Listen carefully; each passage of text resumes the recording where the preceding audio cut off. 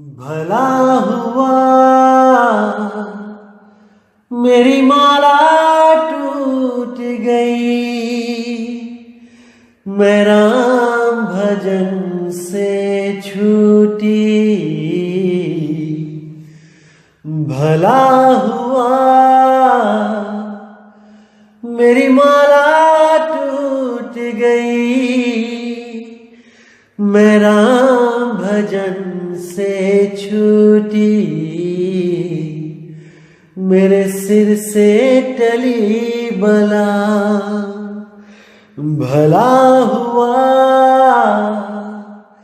मेरी माला टूट गई, मैं राम भजन से छूटी। मैं राम भजन से छूटी। नमस्कार मेरे प्यारे भाइयों, मेरे परमात्मा के प्यारे जीव हंसों। दास हमेशा परमात्मा से यही अरदास करेगा कि आप सब मेरे भाइयों का विवेक पहले से और ज्यादा ज्यादा और ज्यादा बढ़ता ही जाए। ऐसी कोई चीज ना रहे जो आपके समझ में ना आए, ऐसी कोई वाणी ना रहे जो आपको भ्रमित कर पाए। क्योंकि दोस्तों आपको बताना चाहूंगा कि वाणी बहुत प्रकार की है। सार वाणी और असार वाणी दोनों प्रकार की वाणियां होती हैं।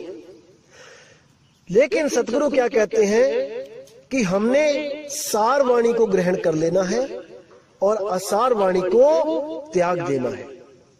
जैसे जब हम किसी बच्चे को स्कूल में डालते हैं तो उसकी जो पढ़ाई होती है वो बहुत ही छोटे लेवल की होती है। जैसे A for apple, B for bat, C for cat, वो पूरा साल यही रटता है कि ए से एप्पल, बी से बैट, सी से कैट। लेकिन जब वो 5वीं में आ जाता है या 10वीं में आ जाता है तब उन किताबों का कोई मतलब नहीं होता। अगर कोई 10वीं का बच्चा उस किताब को पढ़ने लग जाए दोबारा से तो उसको कोई ज्ञानी नहीं बोलेगा, उसको एक नादान बालक बोला जाएगा कि ये बच्चा है। इसी प्रकार वाणियों में भी लेवल होता है। शुरुआत की वाणियां बहुत छोटे निम्न लेवल की होती हैं, उसके बाद कुछ लेवल ऊंचा किया जाता है ताकि उसको कुछ समझ में आए। उसके बाद और लेवल ऊंचा किया जाता है। जो सबसे टॉप का लेवल होता है वो सार वाणी होती है, वो भेदवाणी होती है। उसके लिए भेदी गुरु की जरूरत पड़ती है। जैसे आपको बताया था मैंने कि 4 प्रकार के गुरु होते हैं। पहले प्रकार का जो होता है वो चींटी की चाल से चलना सिखाता है। दूसरा जो होता है वो मकड़ी की चाल से चलना सिखाता है। जो तीसरे प्रकार का गुरु होता है वो मछली की चाल से चलना सिखाता है। और जो चौथे प्रकार का गुरु होता है वो विहंगम चाल से चलना सिखाता है। ये चारों चालें अलग अलग हैं। और अगर कोई कहे कि ये चारों चालें बदल जाती हैं, यानी पहले मैं चींटी की चाल चलूंगा, फिर अपने आप ही वो मकड़ी की चाल बन जाएगी, फिर अपने आप ही भक्ति करते करते वो मछली की चाल बन जाएगी और फिर वो विहंगम हो जाएगी, तो ऐसा नहीं होता। ऐसा अगर हो जाए तो जो आपको राम नाम देते हैं, जो लोग राम जी की कथा गाते हैं और केवल राम जपने के लिए देते हैं, तो उस राम से भी आपका मोक्ष हो जाना चाहिए। क्योंकि वो राम का भी एक जाप है। अगर जाप जपते जपते स्वयं अजपा हो जाए और वही अनहद हो जाए और वही सार हो जाए, फिर तो सतगुरु की जरूरत ही नहीं है। किसी को भी गुरु बना लो और किसी से भी कोई मंत्र ले लो, वो अपने आप ही बदलता चला जाएगा। ये बातें कोई मूर्ख ही कर सकता है, ज्ञानी पुरुष ऐसी बातें नहीं करते।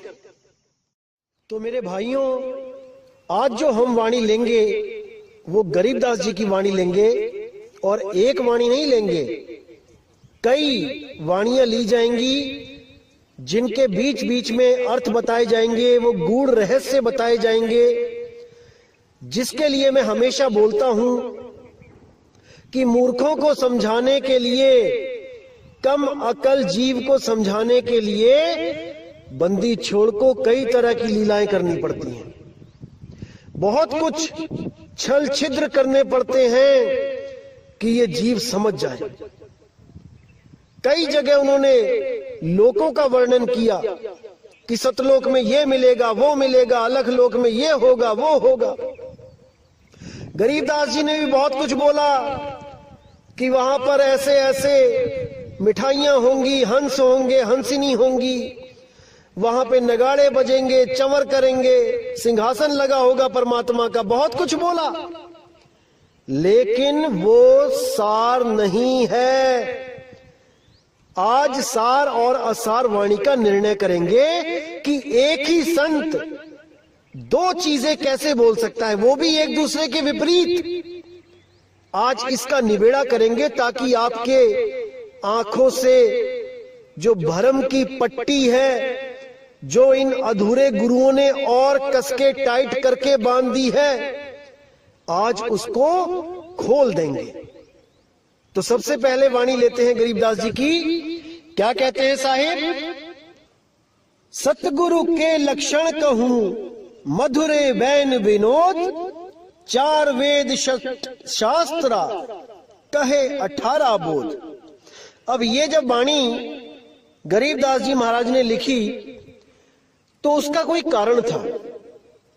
उसका मतलब ये नहीं था कि जो इन वेद, इन 18 पुराण को जो समझाएगा वही सतगुरु होगा। अरे मेरे भाई, आज तक यही तो करते आए हैं हम लोग। अगर इन ग्रंथों को समझाने वाला सतगुरु होगा तो फिर संतों के ग्रंथों को समझाने वाला क्या होगा? इतना भी नहीं समझ पाया कोई।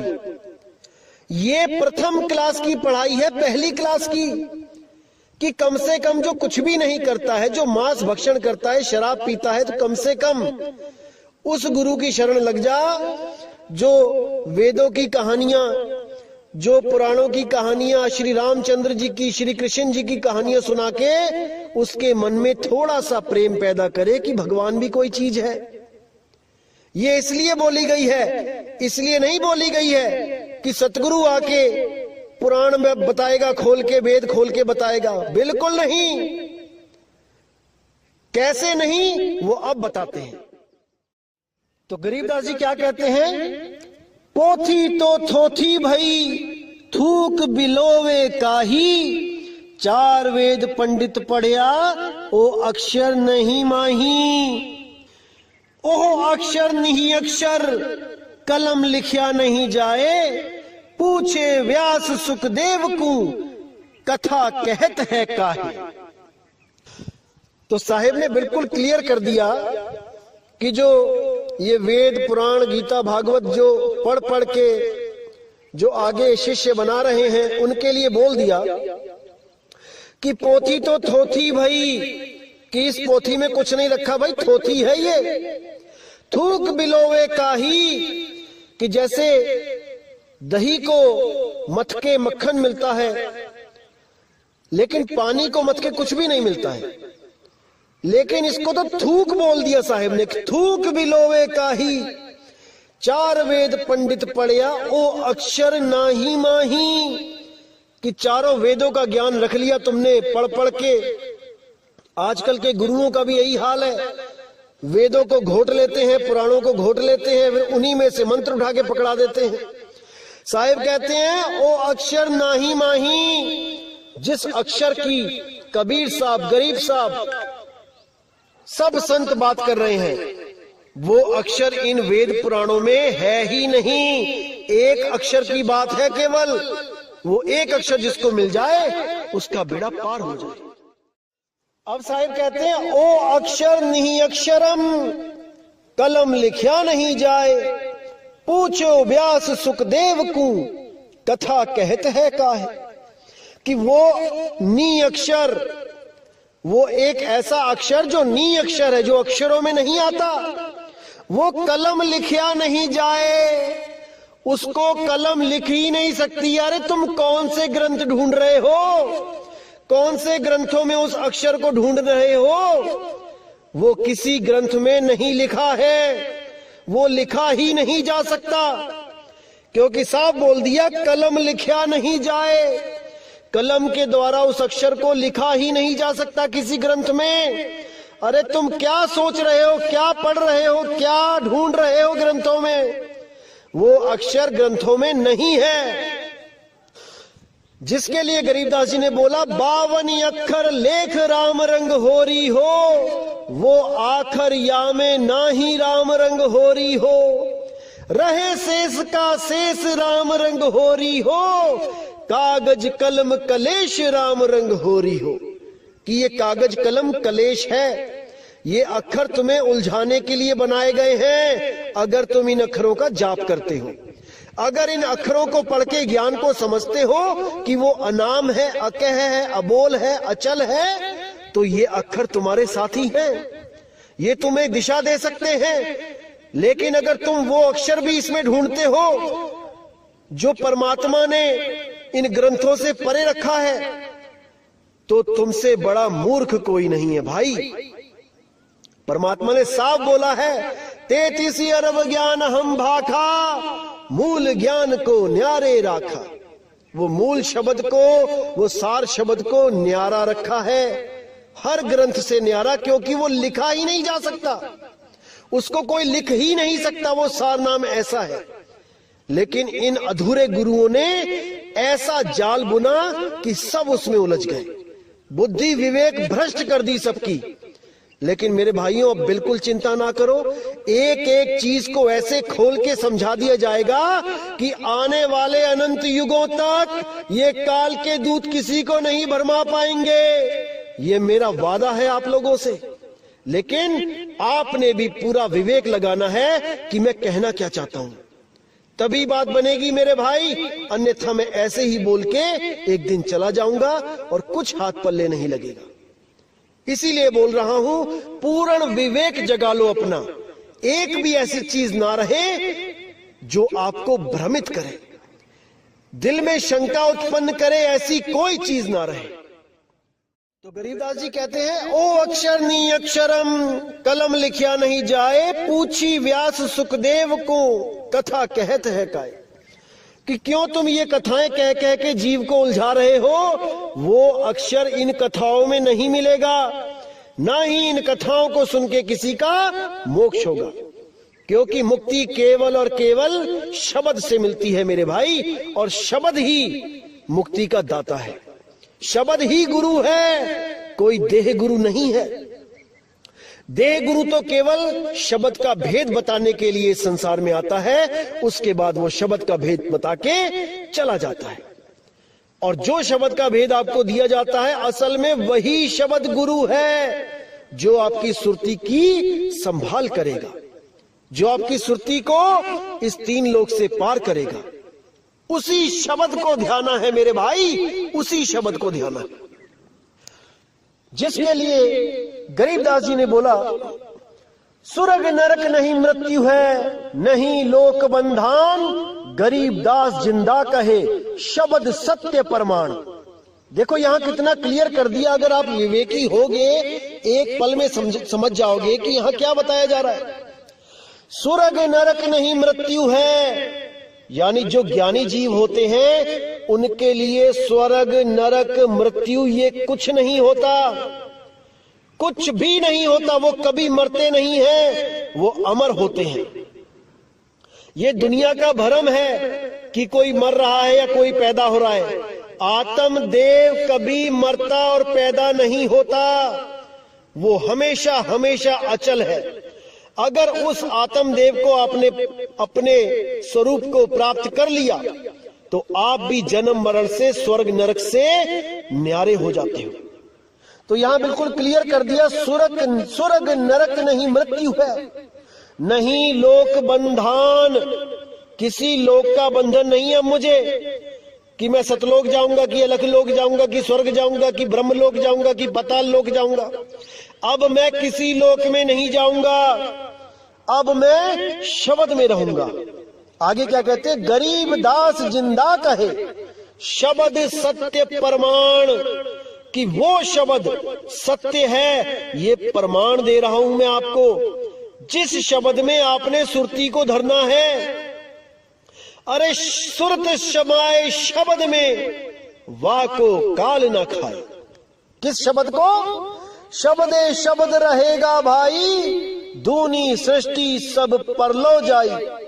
चलसी कच्छ मच्छ कुरंबा, चलसी धौल धरणी अठखंबा। आगे देखिए कितना स्पष्ट लिख दिया है, अक्षर रूप रहे नहीं कोई, जिन एती लीला समोई। नी अक्षर है रूप हमारा, हम ना चली चली संसारा। कितना क्लियर कर दिया कि मेरा रूप नी अक्षर रूप है, शब्द रूप है, मेरा धुन रूप है। नी अक्षर धुन जहावा होई, सोगत जाने बिरला कोई। कितना स्पष्ट है कि शब्दे शब्द रहेगा भाई, दूनी सृष्टि सब परलो जाई। कि केवल और केवल शब्द ही रहेगा अंत समय में। ये जितनी भी सृष्टियां हैं, सतलोक, अलखलोक, अगमलोक, अनामी लोक, ये स्वर्ग, ये नरक, ये ब्रह्मलोक, ये पाताललोक, ये सब नष्ट हो जाएंगे। क्योंकि ये सब पैदा हुए हैं, ये बने हैं। जो बना है वो एक दिन बिगड़ेगा। क्या नहीं बना? शब्द नहीं बना। कौन सा शब्द नहीं बना? जो 52 अक्षरों से न्यारा है, जो शब्द स्वरूपी राम है, जो शब्द धुन है, जो अखंड निरंतर धुन है, वो कभी नहीं ना बनी और ना उसका कभी अंत होगा। उसी धुन में सुरत को हमेशा रखना है, तभी काम बनेगा मेरे भाई, तभी काम बनेगा। तो कहते हैं अक्षर रूप रहे नहीं कोई, जिन एती लीला समोई। अक्षर रूप यानी इस 3 लोक में जो भी अक्षरों के द्वारा कहा जा सकता है, देखा जा सकता है, लिखा जा सकता है, बोला जा सकता है, वो सब खत्म हो जाएगा। अक्षर रूप रहे नहीं कोई, जिन एती लीला समोई। नी अक्षर है रूप हमारा, हम ना चले चली संसारा। मेरा रूप नी अक्षर रूप है, जिसको हम पीव कहते हैं। 3 रूप बताए मैंने आपको, एक जीव रूप, एक शिव रूप, एक पीव रूप। शर, अक्षर, नी अक्षर। तो जो पीव रूप है वो नी अक्षर रूप है, वो दोनों से परे है। उसको जानने से ही मुक्ति होती है, अन्यथा कोई मुक्त नहीं हो सकता, नहीं हो सकता।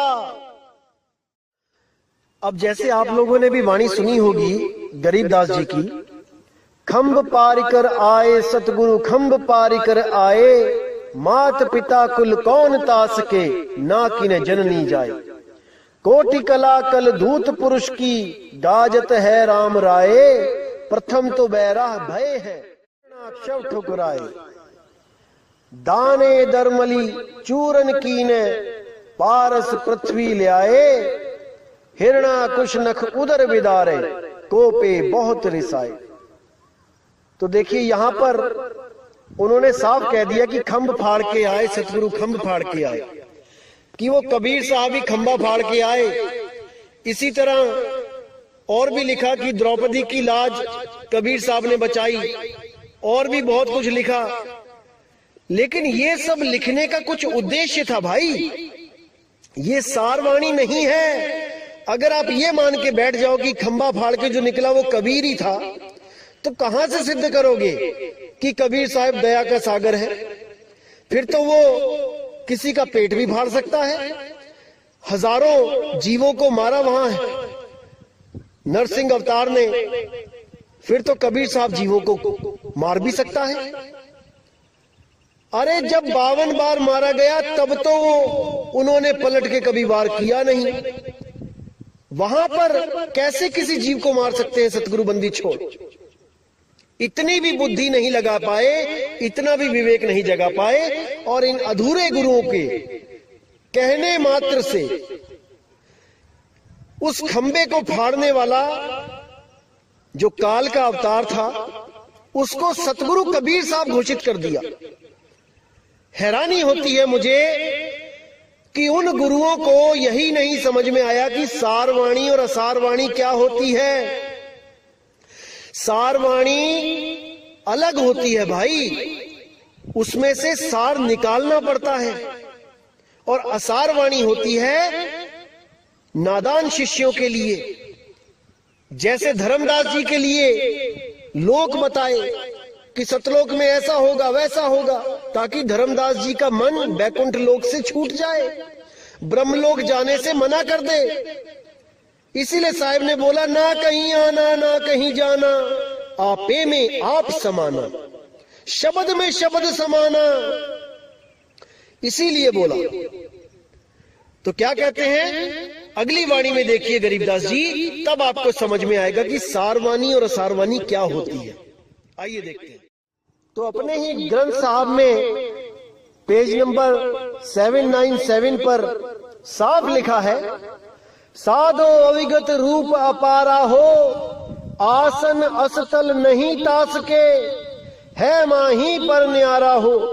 अब यहाँ पे साफ बोल दिया कि अविगत रूप, वो रूप जो किसी को नहीं पता, वहां कोई नहीं पहुंच सकता। अविगत, जहां पर किसी की गति न जा सके।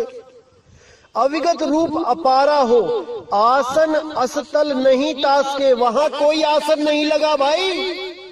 कोई सोचे वहां सिंहासन पे परमात्मा बैठा है, ऐसा नहीं है। आसन असतल नहीं तास के, माही पर न्यारा हो, है माही पर न्यारा हो। यानी वो इस घट पे ही है, इस शरीर के द्वारा ही मिलेगा, लेकिन इस घट में होता हुआ भी इससे न्यारा है। ये भेद है। कैसे प्राप्त होगा?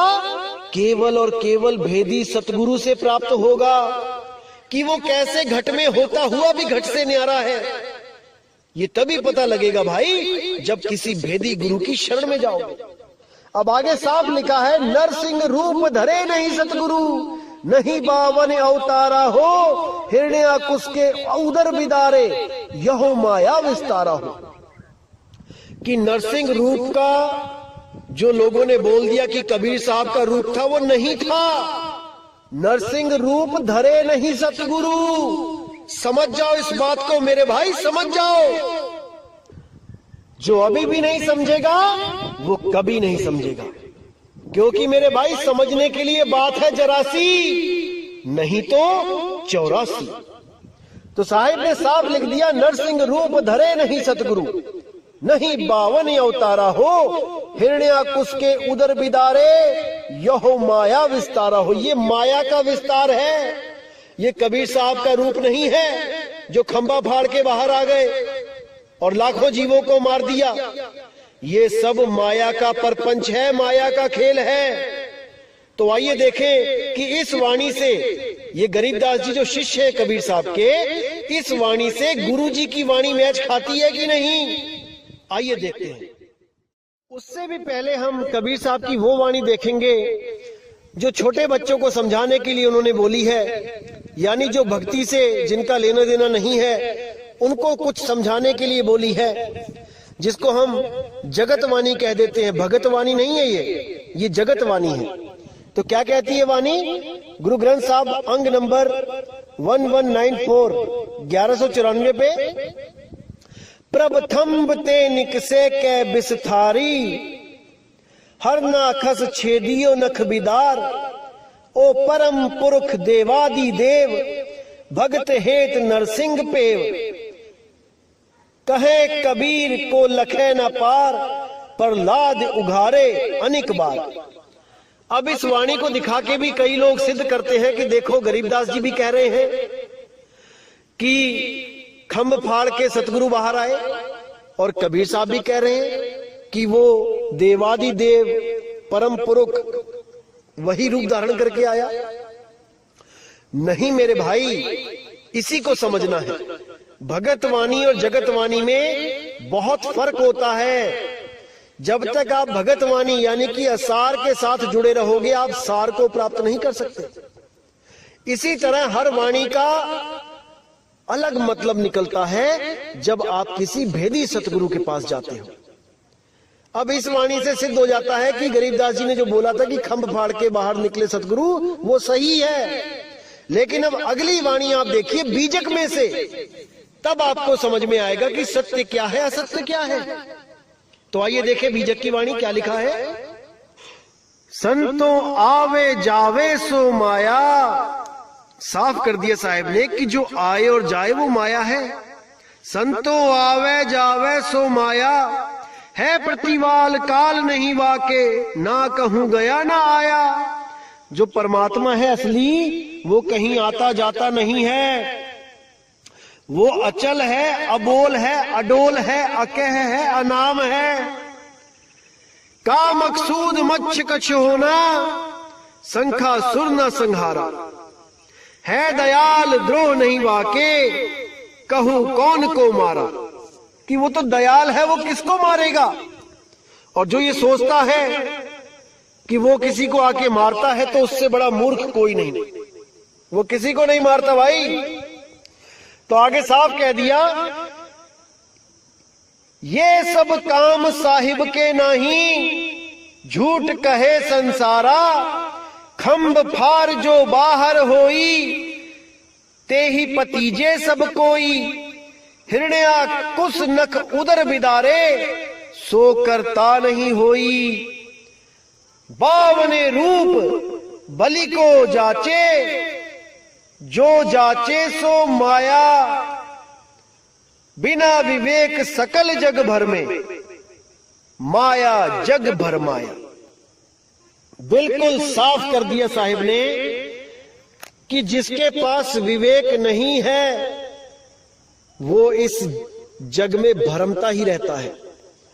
उसको कोई ठौर मिल ही नहीं सकता, क्योंकि एक तो विवेक कम है, ऊपर से कोई विवेक दे तो उसको अपना दुश्मन समझ लगते हैं, उसको दुश्मन समझने लगते हैं। यही उनकी पतन का कारण बनेगा। अगर सत्य के पुजारी हो मेरे भाई, तो सत्य को सुन के सत्य से प्रेम करना सीख लो। अगर सत्य को तज दोगे तो यहीं धक्के खाते रह जाओगे, यहीं भरमते रह जाओगे। जान पूज सांची तजे। अगर कोई भी जानबूझ के सत्य को तजता है तो उससे बड़ा खुद का दुश्मन नहीं है उसका कोई। वो स्वयं का ही नाश करेगा। इसीलिए साहिब ने बोला कि शब्द विवेकी पारखी, सो माथे का मोर। गुरु मेरे सभी बड़े, अपनी अपनी ठौर। कि बहुत गुरु मिलेंगे संसार में, लेकिन वो शब्द भेदी गुरु नहीं मिलेगा। करोड़ों में से कोई एक गुरु होगा जिसके पास शब्द का भेद है, अन्यथा सबके सब इन 52 अक्षरों में ही खुद भी उलझ जाएंगे और अपने भक्तों को भी उलझा देंगे। और भक्ति करवा के 52 अक्षरों की किसी ना किसी लोक में भेज देंगे। फिर उसी लोक से वापस यहीं पर आके जन्म लेना पड़ेगा। और पता नहीं कौन सा जन्म मिले, कुत्ता बिल्ली बकरा हाथी घोड़ा, कोई ठा नहीं मिलेगा भाई, कोई रास्ता नहीं मिलेगा। इसीलिए साहिब कह रहे हैं कि फूटी आंख विवेक की, लखे न संत असंत, जाके संग 10-20 है, वाको नाम महंत। जिसके साथ 50, 100, 1000, 10,000 बंदे खड़े हो जाते हैं, वही जगत गुरु बन के बैठ जाता है, वही सतगुरु बन के बैठ जाता है। अरे भाई, विवेकी सतगुरु को ढूंढो, अन्यथा यहीं भटकते रहोगे, यहीं भटकते रहोगे। तो इन वाणियों को पढ़ के अगर कोई ये सोचने लगे कि देखो कबीर साहब और गरीबदास तो दोगले हैं, एक जगह कहते हैं कि वो खंबा फाड़ के सतगुरु निकला, कबीर निकला, और एक तरफ कहते हैं कि वो माया थी, तो सब उनको दोगले समझने लग जाएंगे। लेकिन ऐसा नहीं है भाई। बच्चों को समझाने के लिए ज्ञान कुछ और होता है, बड़ों को समझाने के लिए ज्ञान कुछ और होता है। नादान लोगों को समझाने के लिए ज्ञान कुछ और तरीके से समझाना पड़ता है, और विवेकी पुरुषों के लिए ज्ञान कुछ और होता है। इसी तरह जब मैं कहता हूं कि किसी लोक में नहीं जाना, कोई लोक नहीं है, ये नहीं है, वो नहीं है, कहीं नहीं जाना, तो आप लोग मुझे झूठा समझने लग जाते हो। जबकि मेरी इस बात में बहुत बड़ा भेद छुपा होता है जो आपके समझ में नहीं आ सकता। इसीलिए कह रहा हूं कि मैं वही बोलता हूं जो कबीर साहब बुलवाते हैं। उन्होंने क्या बोला इन लोगों के लिए कि लोक अलोक शब्द है भाई, जिन जाना तिन संशय जाई। एक तरफ कबीर साहब ने पूरा जोर लगाया कि सतलोक में सतपुरुष है, ऐसे 16 पुत्र पैदा हुए, ऐसे सृष्टि बन गई, ऐसे काल के जाल में फंस गए सब जीव। और एक तरफ कह रहे हैं कि लोक अलोक शब्द है भाई, कोई लोक नहीं है, जितने भी लोक हैं ये सब जाल है, ये सब भरम जाल है, कोई लोक नहीं है। शब्द में आ जाओ, शब्द ही लोक है, शब्द ही परमात्मा है, शब्द ही गुरु है, शब्द से भिन्न और कछु नहीं। तो इस शब्द को समझ जाओ मेरे भाई। आप लोग इसलिए नहीं समझ पा रहे हो क्योंकि अभी आप पवित्र ज्ञान में उलझे हो। जिस दिन आपको मूल ज्ञान की समझ आ गई उस दिन आप पवित्र ज्ञान को त्याग दोगे। पवित्र ज्ञान तुम जग में भाखो, मूल ज्ञान गुप्त कर राखो। मूल ज्ञान तब लग छुपाई, जब लग द्वादश पंथ ना मिट जाई। मेरे भाई समय आ गया है, अब समझ जाओ मूल ज्ञान को। अभी भी नहीं समझे तो कभी नहीं समझोगे मेरे भाई, कभी नहीं। तो इसीलिए मेरे भाई वाणी बहुत प्रकार की है, वाणियों में बहुत गहरे भेद छुपे होते हैं, रहस्य होते हैं। हर आदमी के बस की बात नहीं होती है वाणियों को खोलना। इसीलिए मैं कह रहा हूं कि हमारे सत्संग को सुन के पूरा विवेक जागृत करो कि क्या बताया जा रहा है, और पूरा मनन करो।